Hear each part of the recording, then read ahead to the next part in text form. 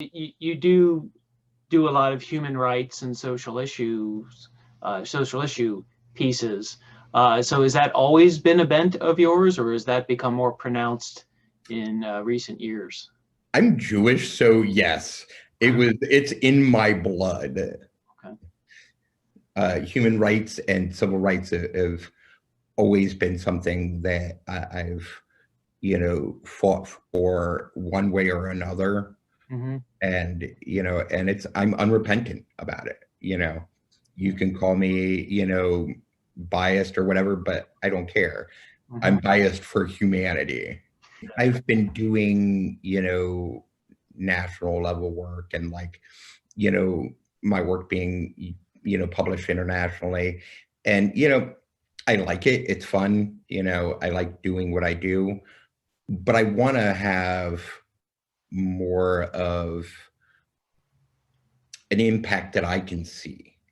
When you're selling, nationally and internationally, you don't see the impact as much, that you're having as much as you do, when you're writing and shooting locally. Mm-hmm. Because you're doing it, you're doing it for your neighbors. What would be like, say you were talking to someone who was just getting into the craft. What would be three pieces of advice you might give that person? First, if you're doing it for the money, don't bother. Yes, we have a nice house and we have a pretty nice life, but that is because of my wife's hard work. The field doesn't pay what it used to. Mm-hmm. So that would be my first piece of advice. If you're not doing this because you are passionate about people and telling, their stories, then don't bother. The next thing I would tell somebody is buy your equipment cheap.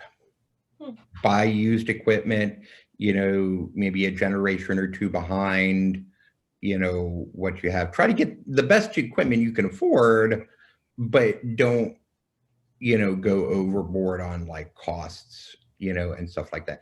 The third thing is join a union, join MPPA or UPI. I think it's called UPI, because there are so many resources they have that you need, legal defense, all sorts of things, health insurance, that sort of stuff, because you're not going to get a job at the Inquirer like that.